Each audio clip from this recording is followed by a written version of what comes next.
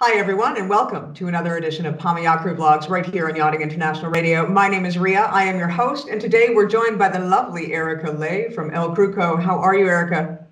I'm very well, thank you, Rhea. How are you? Good. Well, now that I've tracked you down, I've got to say I've been following you on social media, and you are living La Vida Lockdown. We try. We try. I see pictures of the most scrumptious meals coming across. It seems your husband has managed to master the 5-minute make anything out of wood technique. And I think really the two of you are putting most everybody to shame during lockdown, honestly. Yeah.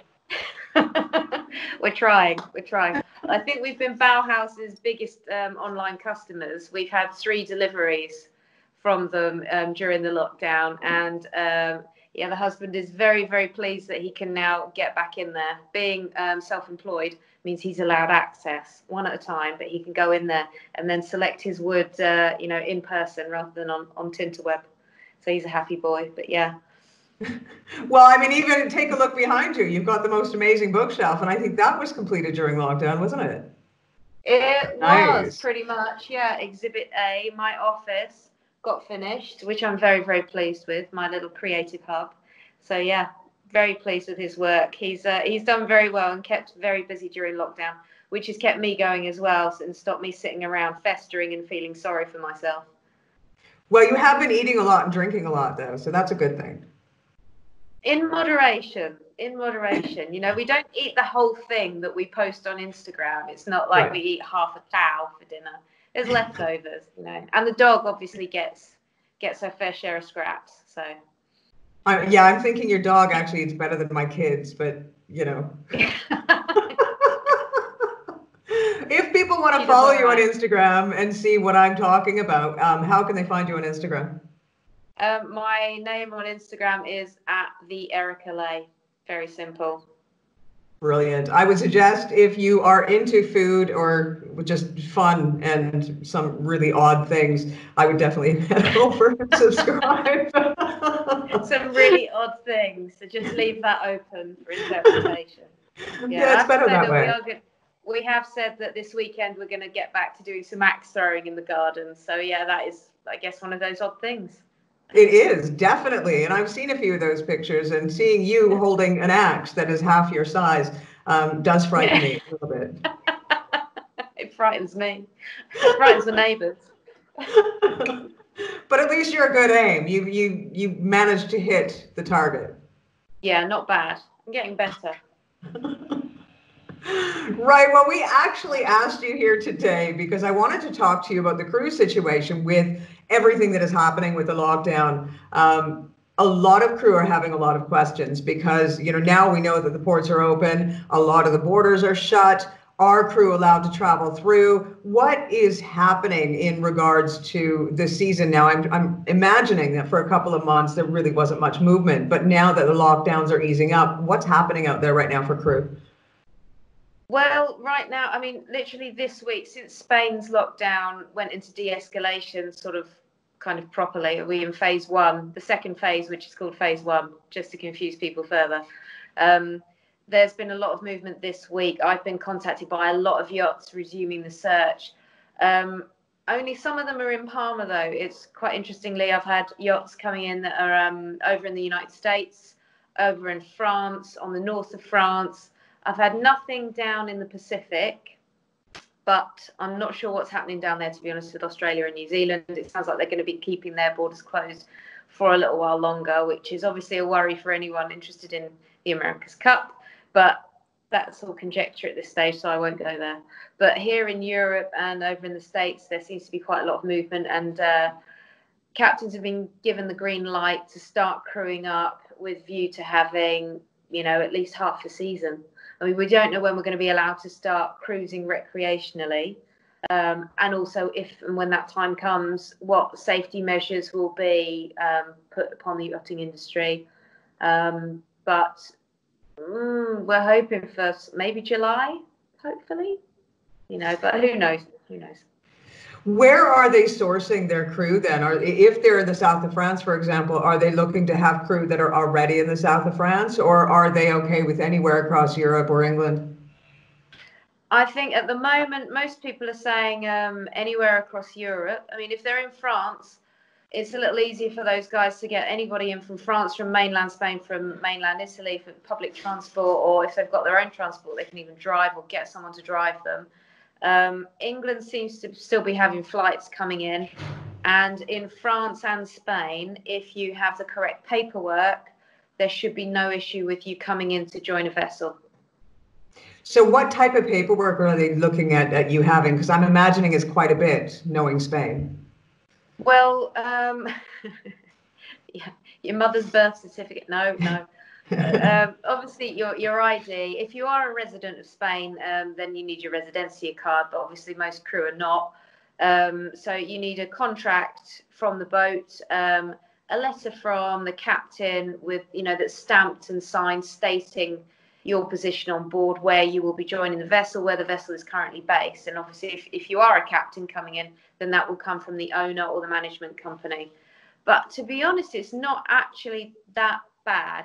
It's not, normally in Spain, everything's in triplicate and there's another form and another form and another form. But we've had it a little easier than the guys have over in France. I mean, they've only just been allowed out of the house without filling in a form, whereas we never had that here, probably because we just weren't allowed out. But, we've had it a little more, it's been a little more straightforward, I think, in Spain.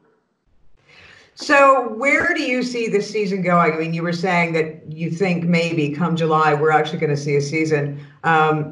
This time last year, for example, how many crew placements were you placing at around that time? Is it now, are you seeing an increase?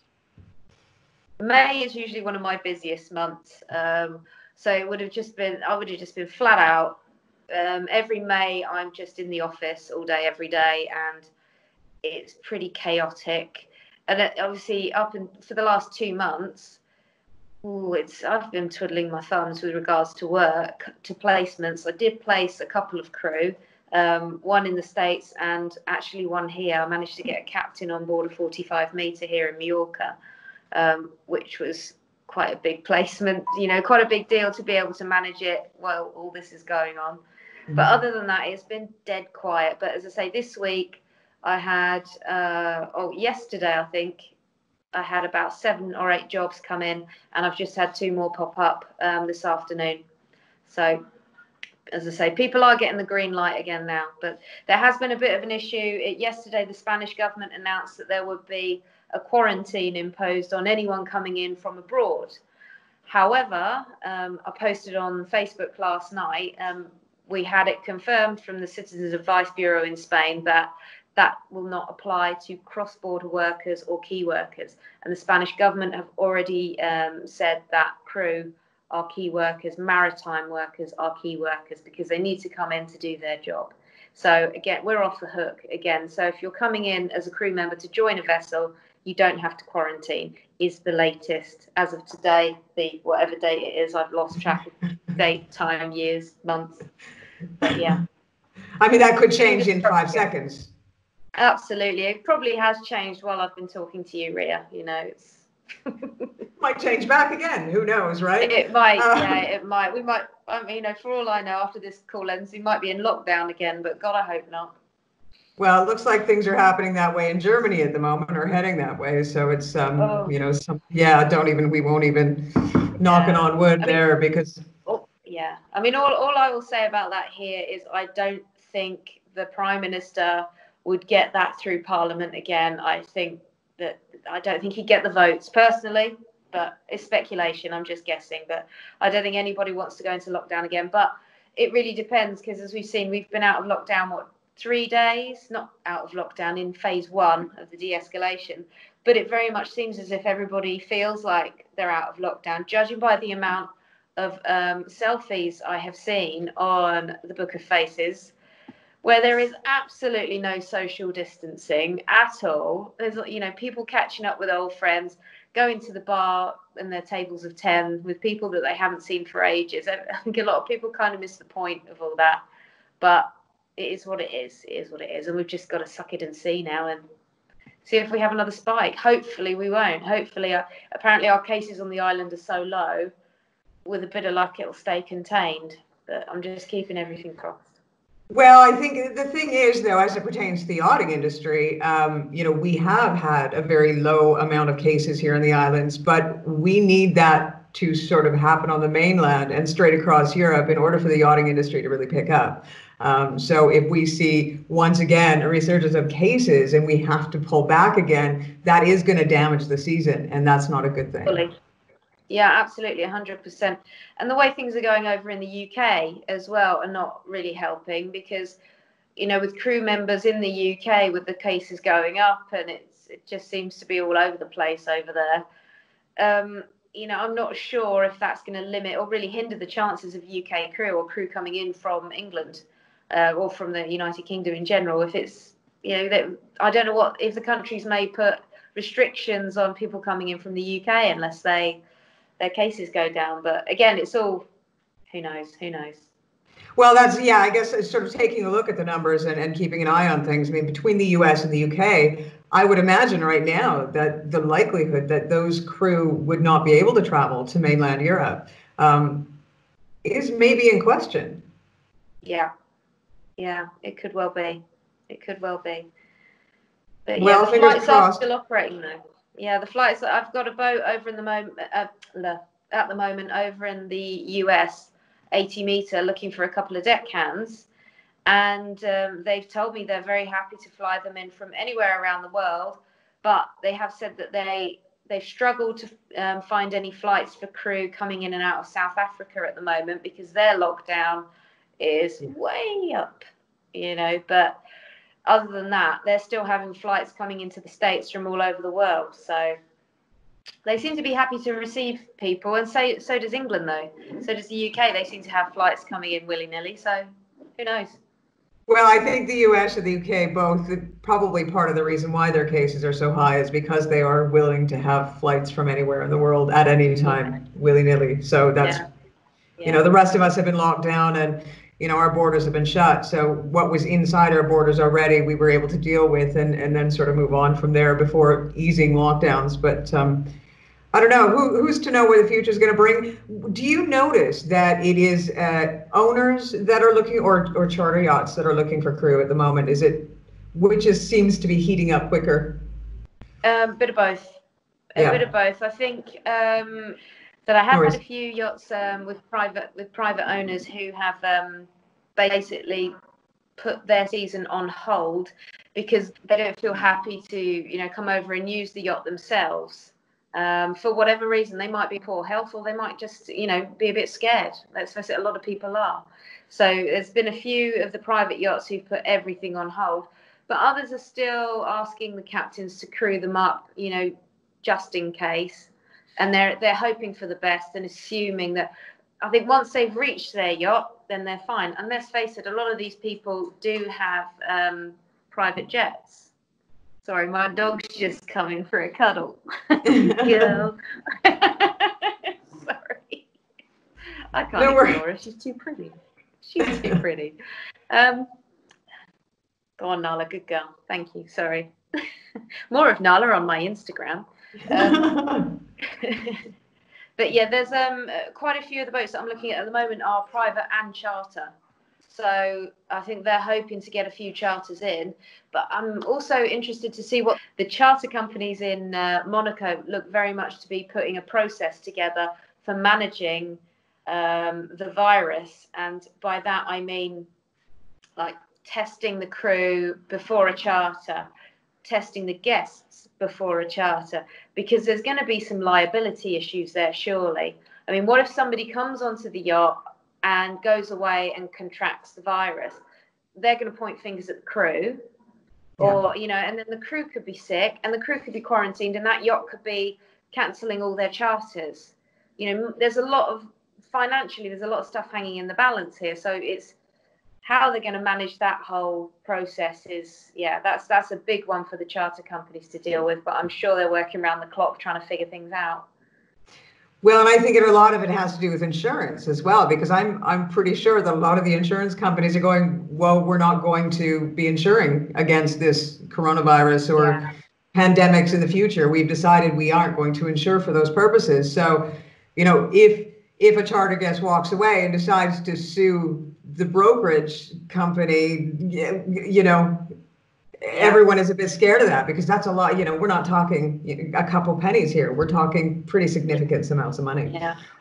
So I guess, it's going to be a new normal, and we'll see how things go. Do you think yourself that even as crew, just, say 6 months down the road, that you'll find that crew have to have a certificate saying they've been tested before they can be placed? Could well be. I mean, God knows. I mean, everyone's banging on about vaccines and whatnot. If a vaccine becomes available, perhaps it will become mandatory for industries that have a lot of customer-facing duties. So perhaps, yachting, perhaps, customer service in general, and cooking, something where you're constantly interacting. But honestly, who knows? It could be. I mean, it's like to join a cruise ship crew.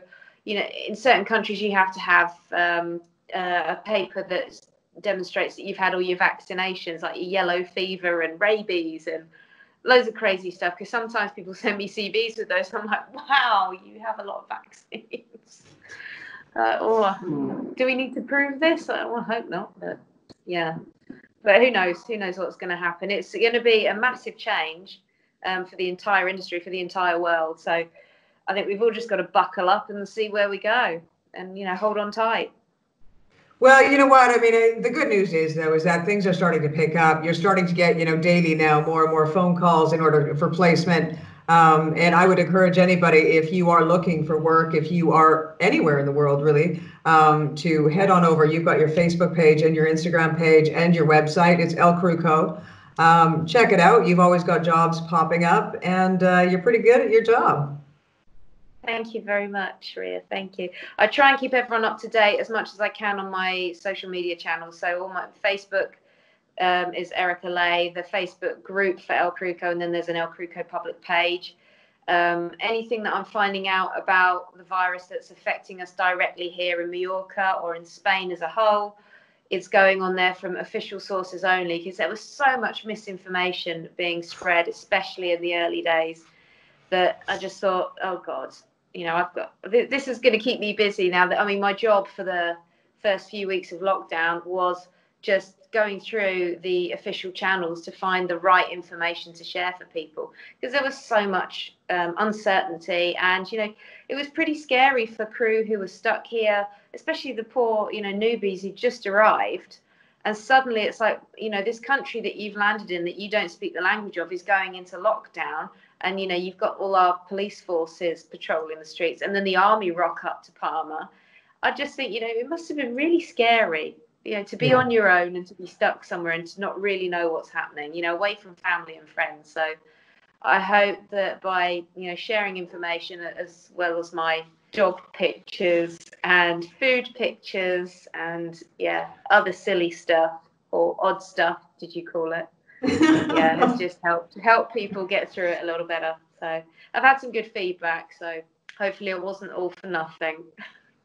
Well, I mean, at the end of the day, we all could use a laugh, as you and I both know, and to keep people's spirits up, and just, what you've done is right. And I've tried to do the same myself as best I can. You just soldier on, do your best, make sure that you have a smile for everybody and anybody. And when we all come back out at the end of it, you know what? Hopefully we're a better human race. I'm not sure that's going to be possible, but hopefully. I might be a bit chunkier, but I'm definitely going to. But, once we get moving again, now we're allowed to exercise. That was very exciting. I nearly put a trainer on yesterday. It was a big step.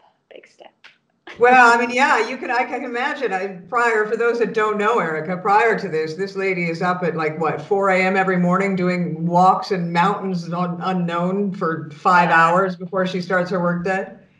Indeed, yeah. Well, I have a very busy dog who requires exercising, or she bugs me all day. Well, she's a great dog. I have had the pleasure of hanging out with her once in a while. So she's a great dog. Does she still jump? Yeah. She's currently laying down staring at me, and her ball is at my feet. and she's trying to Jedi mind trick me into throwing her ball. She's like, throw the ball, throw the ball, throw the ball. She's just staring at me, little shark. But yeah, she's a good girl. She's a great girl. She's been good as gold, actually, throughout the lockdown. She's had her little walks, her designated walks, and she's very happy now that we can go out further afield. I mean, we're not allowed to go hiking yet, which just seems a little strange to me. I can go and sit in a bar with 9 others and get drunk and then go to the Burger King, but I can't take my dog for a walk alone in the mountains, which is a bit strange. But we'll get there. We'll get there. You know what? Yeah, I don't think there's a government on the face of the planet that has actually figured out really what to do or how to go about doing anything. It's everyone is just confused. So I guess you do the best you can, and worst job ever. Yeah. I mean, I find it hard. I've got 2 kids, and I'm supposed to be the one telling them what to do, and I fail miserably at that every single day. I can't imagine an entire country. I'd be lost. Yeah, your kids are really responsible, and hopefully they've been able to keep you fed and watered and homeschooled during this pandemic. Yeah, well, do you know what? I didn't realize how incredibly dumb I was, to be honest, until after I tried helping an 11-year-old with his mathematics homework. And then I quickly figured out that I really am not that intelligent. But I have a feeling that there's a lot of other parents across the face of the planet that are having that same realization at this time. Yeah. Honestly, it's what I've said to friends of mine with kids. Because I know there's a lot of stuff on social media where you see the perfect family, you know, it's like social media, it's not real, you know, and it's like you can guarantee that, you know, some perfect mother has posted something about, you know, we did finger painting in the morning and now I'm doing my working from home action shot selfie in office. You know, there's a naked 3-year-old covered in paint rolling across her white living room rug in the background. That's what you can't see. So, you know, I'd say to parents, if you manage to get through this pandemic and your kids are still alive, and so are you, good job, mums and dads. Well done, you're winning. You know, I can't imagine how hard this has been for parents and for people who are in apartments who don't have outside space as well. I mean, 8 weeks of being literally a prisoner in your own home with children, and the poor little sods couldn't even go out for a run around to burn off some energy. It's been tough in Spain, really tough. So yeah. Well, I got fired on day 2. Sorry? I got fired on day 2. I was drunk homeschooling, so they fired me, and then day 3 I graduated them. So it's all good. Excellent. Well done. See, those big achievements. Yeah. I thought so. You know, I thought that accelerated learning program of 24 hours was just the best bet for me and for them. So they're now ready to move out because they're graduated. All good. Excellent work. Well done. And do they both have PhDs now? Well, I'm sort of pushing them in that direction. If that means that they'll get a good paying job and I can retire early and get a really nice retirement home, I think I might just award them that too. Excellent work. Well done. Well done. I support you in this. I support you. I think there's a lot of other parents that are thinking the same thing too. Yeah. Well, Erica, we are going to make sure to put all of your information below this interview when we air it. And I thank you so much for giving us some of your time. I'm sure you'd rather be out back barbecuing or making something spectacular as you have been doing. Oh, is that the time? I think it's 1 o'clock actually. No, I'm going to do a little bit more work and then, it's a lovely day today. So it's time to get outside, I think, enjoy a bit of the sunshine before the rain comes tomorrow, apparently, or is that the next day? It's all the same. It's all the same, one day after the other. I think we're living perpetual Groundhog Day, really. It's just 100% Groundhog Day. Yeah. Yeah. Well, thank you again, Erica. Another online quiz. Not for me. I don't do online quizzes, but it's been fun, as per always. It's always great fun to sort of social distance with you. Thanks for having me. Once again, everyone, Erica Lay from Yacht Crew Co. Her information will be here underneath the interview when we air it. You have been listening to another episode of Palma Yacht Crew Vlogs right here on Yachting International Radio. My name is Rhea. I have been your host. Stay tuned for another episode.